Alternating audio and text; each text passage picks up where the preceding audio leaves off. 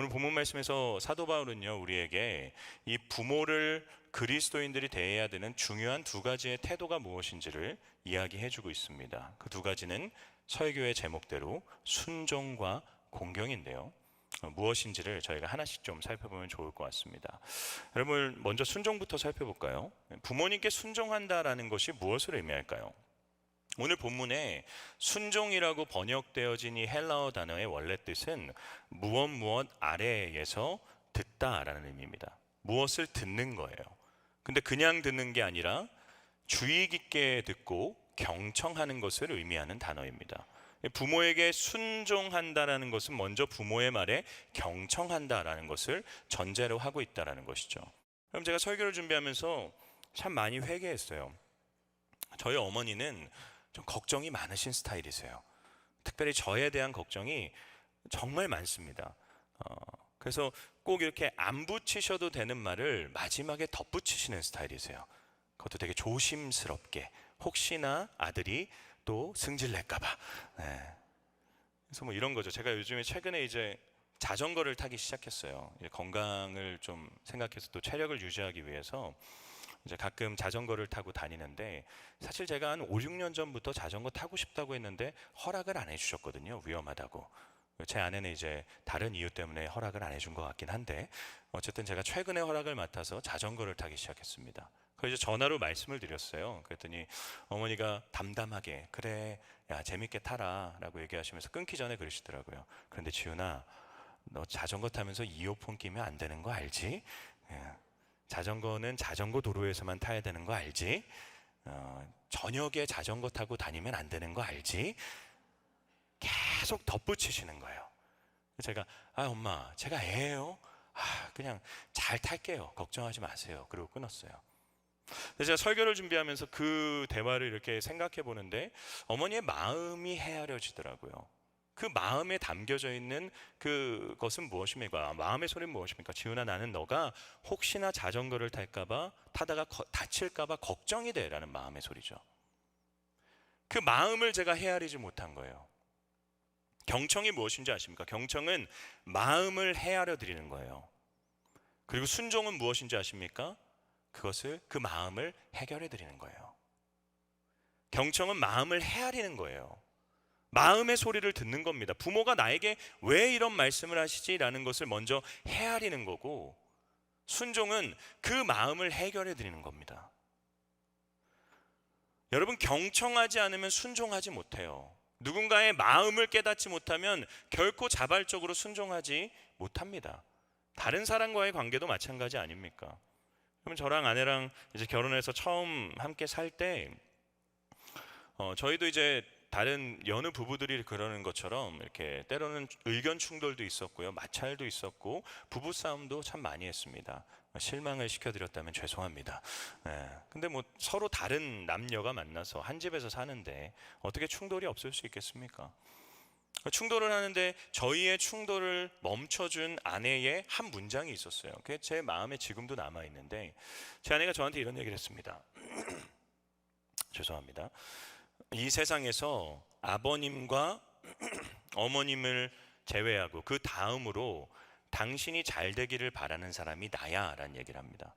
그러면서 내가 당신에게 하는 모든 이야기는 다 당신을 위해서 하는 거야. 그러더니 그러니까 내 말 좀 들어 라고 하더라고요. 이게 핵심이죠. 그러니까 내 말 좀 들어.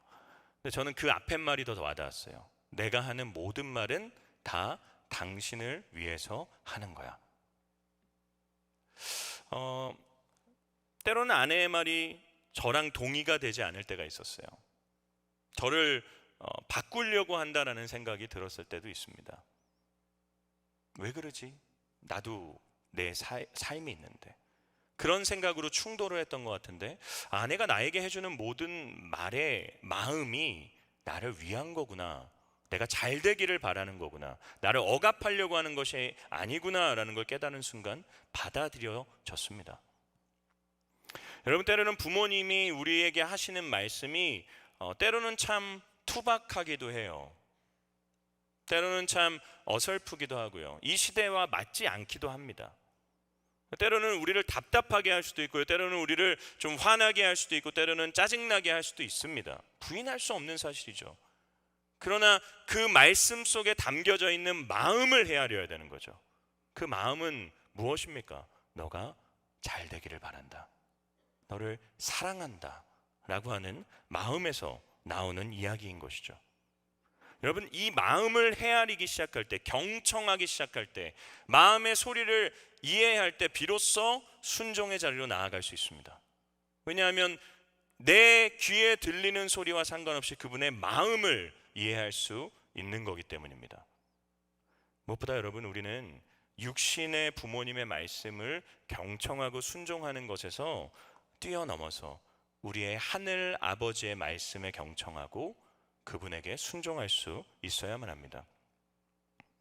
여러분, 하나님께서 우리를 구원해 주시죠. 예수 그리스도를 믿는 믿음 안에서 우리를 구원하시고요, 우리를 자신의 자녀로 입양시켜 주세요. 그래서 우리는 우리 안에 계신 성령 안에서 하나님을 아빠 아버지라 부를 수 있게 된 하나님의 자녀가 된 자들입니다. 근데 사실 하나님께서 부모에게 순종하라라고 하는 말씀을 하신 이유는 부모에게 순종하는 것을 연습함을 통해 하늘 아버지에게도 순종하는 것을 가르치기 위하셨다라는 것이죠. 부모에게 순종하는 그 훈련을 통해서 하늘 아버지에게도 순종하기를 원하셨던 거예요. 그래서 그렇게 명령하시고 순종하라라고 말씀하시는 것이죠. 물론 때로는 하늘 아버지가 우리에게 보이시는 모습과 우리의 삶에 주시는 결과가 나의 생각과 다를 때가 참 많습니다. 때로는 원망이 생길 때가 있어요. 아니, 나를 사랑하신다고 하는데, 내가 당신의 자녀라고 하는데 어떻게 내 삶에 이런 말도 안 되는 일들을 허락하십니까? 왜 갑작스럽게 내 삶에 이런 어려움들을 허락하시는 겁니까? 왜 내 상황이 이렇습니까? 원망이 들 때가 있습니다. 그러나 내 주변에 일어나고 있는 상황들, 내 인생의 어떤 문제들, 그 문제들과 상황들 가운데서 우리가 집중해야 되는 것은 하나님 아버지의 마음입니다. 그분이 왜 우리에게 이런 일들을 허락하실까? 왜 이런 인도하심으로 우리의 삶을 이끌어 가실까? 미워하시기 때문이 아니다라는 거죠. 사랑하기 때문에 허락하시는 겁니다. 그 마음을 헤아려야 돼요.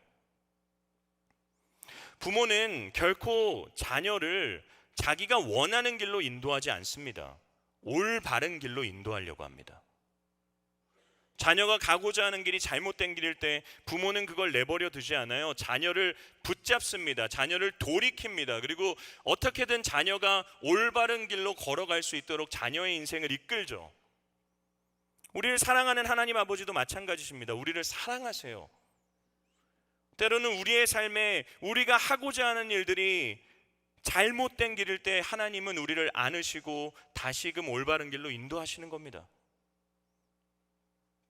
자녀는 그걸 몰라요. 내가 원하는 것이 이루어지지 않을 때 그것이 다 내게 좋지 않은 거다라고 생각합니다. 그런데 부모는 자녀의 길에 무엇이 좋은지를 알고 계세요. 그리고 자녀의 삶을 바른 길로, 좋은 길로 이끌어 가십니다. 하나님 아버지의 마음을 헤아리셔야 돼요. 그 마음에 숨겨져 있는 사랑을 캐치하셔야 됩니다. 하나님이 나를 사랑하신다는 것을 어떻게 알 수 있나요? 예수 그리스도, 그분의 십자가를 통해 증명되는 것이죠. 하나님 아버지가 나를 사랑하신다는 것은 하나님의 하나뿐인 아들이신 예수 그리스도께서 이 땅에 오신 것을 통해서 증명되는 것입니다. 예수님이 이 땅에 오시고 십자가 위에서 죽으셨다라고 하는 것은 부인할 수 없는 역사적인 사실이에요. 우리는 그 사실 앞에서 하나님 아버지가 나를 정말로 사랑하신다는 것을 받아들일 수밖에 없는 것이죠. 자신의 하나뿐인 아들을 내어주시면서 나를 얻으셨어요. 그런데 그분이 나를 사랑하지 않으신다는 것은 말이 안 되는 이야기입니다. 나를 사랑하시는 하나님 아버지가 내 삶에 허락하시는 모든 일들, 내 눈으로 보기에는 이해될 수 없지만 그 속에는 사랑의 마음이 담겨 있다는 거죠. 여러분, 그걸 기억할 때 아버지의 말씀에 경청할 수 있습니다. 예수님도 마찬가지 아니셨나요? 예수님이 이 땅에 오셔서요, 가장 많이 만난 부류의 사람이 누군지 아세요? 바리새인들, 서기관들, 장로, 그리고 대제사장 무리들입니다. 여러분, 예수님 이들을 만나셔서요, 질책하세요. 때로는 어떻게 이런 말씀까지 하시지 할 정도로 저주하세요. 그들에게 분노를 바라십니다. 근데 여러분, 아이러니한 것은 뭔지 아십니까? 예수님은 십자가에 달리기 일주일 전에도 여전히 끊임없이 늘 그들과 만나셨다는 거예요. 여러분이 죽을 날이 한 주 남았어요. 그럼 누굴 만나시겠습니까? 여러분이 싫어하고 미워하고 만나면 불쾌하고 만나면 기분 나쁜 사람들과 한 주를 보내시겠습니까? 그렇지 않죠. 사랑하고 좋아하고 행복하고 나의 기쁨이 되는 사람들과 만나서 남은 시간을 보낼 겁니다. 근데 예수님은 죽으시기 한 주 전에 끊임없이 그들을 만나세요. 성전에 들어가 그들과 논쟁을 하세요. 성전에 들어가 그들을 질책하세요. 왜 그렇습니까? 그 마음에 숨겨져 있는 것이 무엇입니까? 너희를 미워한다라는 것이 아니에요. 안타깝다라는 것입니다. 스스로의 의로움에 취해서 마치 이미 구원받은 자처럼 살아가고 있는, 멸망을 당할 수밖에 없는 그들을 바라보며 안타까움과 사랑의 마음으로 끊임없이 그들을 찾아가서 그들과 대화하시는 것이죠. 예수님의 마음에 숨겨져 있는 소리는 안타까움과 사랑의 소리인 것이죠. 이 하나님 아버지의 마음을 우리가 헤아려야 돼요. 우리의 삶에 생기는 모든 어려움들과 환경과 무너짐의 이야기들은 우리를 미워하시는 그분의 마음에서 비롯된 것이 아니라 안타까워하시고 사랑하시고 바른 길로 인도하고자 하는 부모의 마음에 의해 비롯된 일이다라는 거죠. 여러분, 이걸 기억할 때 하나님의 말씀에 순종할 수 있게 돼요. 성경에 나와 있는 하나님의 말씀이 나를 억압하고 나를 무너뜨리고 나를 정말 괴롭게 하기 위해 주어진 것이 아니라 나를 사랑하고 나를 회복시키고 나를 살리기 위해 주어진 말씀이다라는 것을 받아들일 수 있기 때문입니다. 여러분, 이런 관점으로 오늘 본문 말씀을 다시 한번 읽어볼까요? 에베소서 6장 1에서 3절 말씀입니다. 함께 읽어보겠습니다. 자녀들아, 주 안에서 너희 부모에게 순종하라. 이것이 옳으니라. 내 아버지와 어머니를 공경하라. 이것은 약속이 있는 첫 계명이니 이로써 내가 잘되고 땅에서 장수하리라. 여러분, 왜 하나님께서 사도 바울을 통해 내 부모에게 순종하고 공경하라라고 얘기하네요? 3절을 보면 이로써예요. 이로써. 하나님이 이 말씀을 우리에게 주신 것은 우리를 억압하기 위해서가 아닙니다. 강제하기 위해서가 아니에요. 내가 부모를 순종하고 공경한 자에게 약속한 축복이 있는데, 이 땅에서 잘 되고 이 땅에서 장수하게 되는 축복이 있는데, 그걸 약속했는데 너희가 그것을 받아 누리기를 원한다라고 하는 하나님 아버지의 마음이에요. 이로써 너희가 순종함으로써 너희의 삶에 이런 결과가 펼쳐질 건데, 내가 너희에게 이런 축복을 주길 원하니 내 말을 믿고 제발 순종하고 공경하라. 그것이 이 말씀을 기록하신 하나님 아버지의 마음인 것이죠. 사랑하는 성도 여러분, 이 하나님을 신뢰하십시오. 여러분에게 축복을 주시기를 원하시는 하나님 아버지의 말씀을 신뢰하시고 여러분을 사랑한다 말씀하시며, 이 말씀 속에서 여러분을 향한 그 사랑의 마음을 표현하고 있는 하나님 마음을 여러분 받아들이시고 말씀대로 부모에게 순종하고 부모의 말에 경청하며 부모의 마음을 헤아려 드리며 하나님 허락하신 축복을 누릴 수 있는 여러분의 삶이 될 수 있기를 주님의 이름으로 축원합니다. 첫 번째, 순종이에요. 경청하는 겁니다. 그리고 그 마음을 헤아리는 거고, 그 마음의 헤아림을 풀어드리는 것, 순종하는 것입니다. 두 번째는 공경이에요. 공경이라고 번역된 헬라어 단어는 가치라는 의미를 갖고 있습니다. 히브리어로 공경이라는 단어는 무겁다라는 의미를 갖고 있어요. 무겁다는 것이 무엇일까요? 당시에 물건의 가치를 정하기 위해 물건을 저울에 올리게 되죠. 그랬을 때 더 무거운 물건은 더 가치 있는 물건으로 여겨집니다.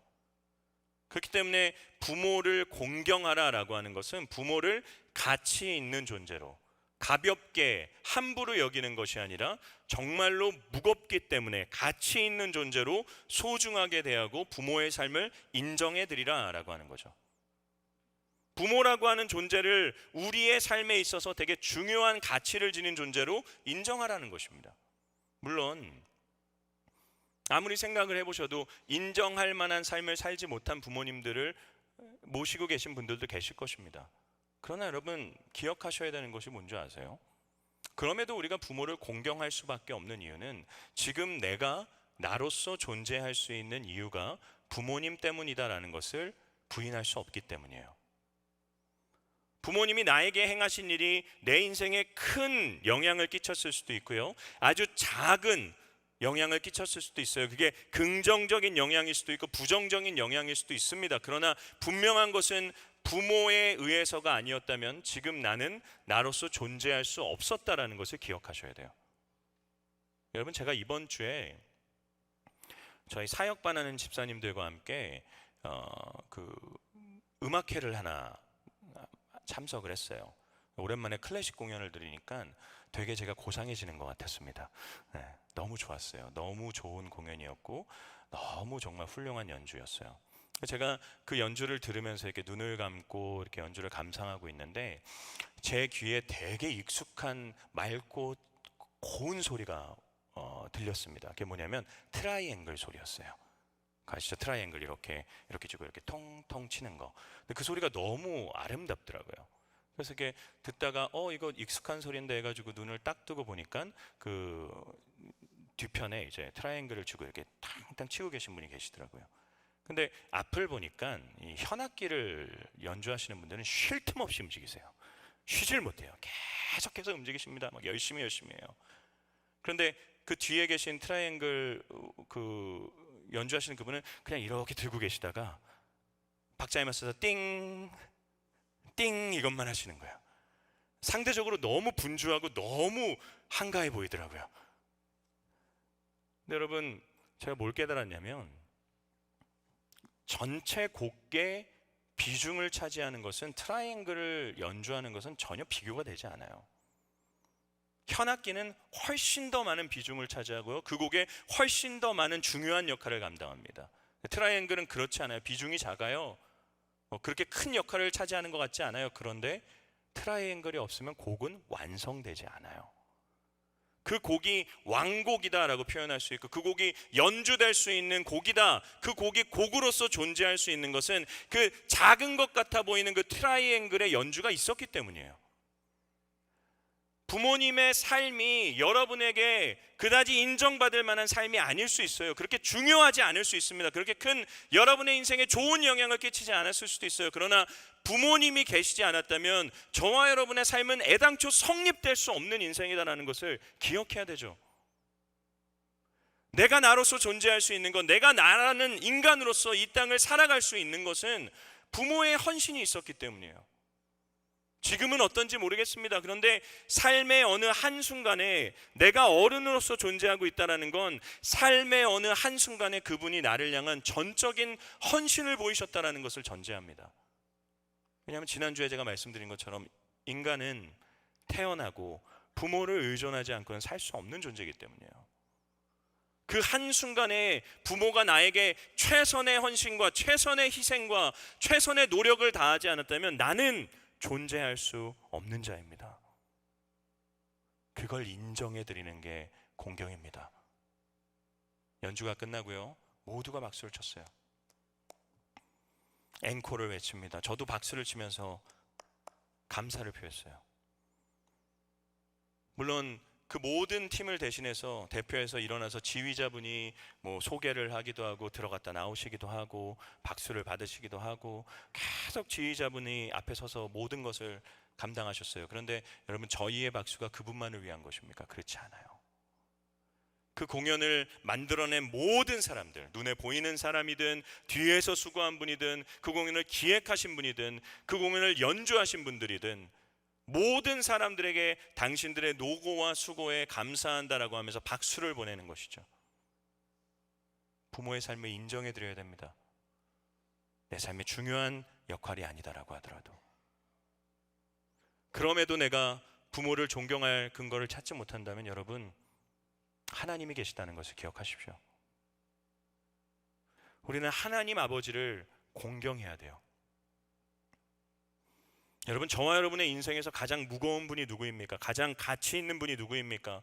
우리가 가장 중요하게 생각해야 되는 분이 누구십니까? 하나님 아버지 아니십니까? 왜 우리가 그분을 가장 무거운 분으로 여기며 공경해야 되나요? 그분이 우리에게 행하신 일이 결코 가벼운 일이 아니기 때문이에요. 그분은 우리를 위해 전부를 내어주셨습니다. 그분이 여러분이 원하는 것을 주지 않으셨을 수도 있어요. 그러나 그분은 전부를 주셨습니다. 그렇게 우리는 그분의 전부를 받아 누리면서 그분이 나의 모든 것이다 고백하는 사람들입니다. 그분을 내 인생에 가장 중요하고 가치 있는 존재로 여기는 사람들이 그리스도인입니다. 여러분, 정말 그렇습니까? 근데 우리의 인생에 가장 무거운 분인 하나님이 우리에게 말씀하시죠. 내 부모를 공경하라. 여러분, 이것만으로도 우리가 부모님을 공경해야 되는 이유는 정확히 있지 않습니까? 부모의 부모됨으로 공경하지 못할 수 있어요. 그러나 하나님을 공경함으로 부모를 공경할 수 있습니다. 하나님께 순종하기 위해 부모를 공경할 수 있어요. 여러분, 그게 1절에서 이야기하는 주 안에서 부모에게 순종하라는 것의 의미입니다. 주 안에서. 여러분, 오늘 본문 말씀은요, 사실 에베소서 5장의 말씀, 바로 앞에 나오는 말씀과 연결해서 설명해야 돼요. 여러분, 에베소서 5장 18절에서 21절 말씀 한번 읽어볼까요? 읽겠습니다. 시작. 술 취하지 말라. 이는 방탕한 것이니 오직 성령으로 충만함을 받으라. 시와 찬송과 신령한 노래들로 서로 화답하라. 너희의 마음으로 주께 노래하며 찬송하며 범사에 우리 주 예수 그리스도의 이름으로 항상 아버지께 감사하며 그리스도를 경외함으로 피차 복종하라. 여러분, 사도 바울은요 18절 말씀에서 술에 취하지 말고 성령에 취하라라고 이야기합니다. 성령의 충만함을 받으래요. 그러면서 성령 충만함을 받은 사람들의 삶이 어떠해야 되는지를 이어지는 말씀에서 얘기하죠.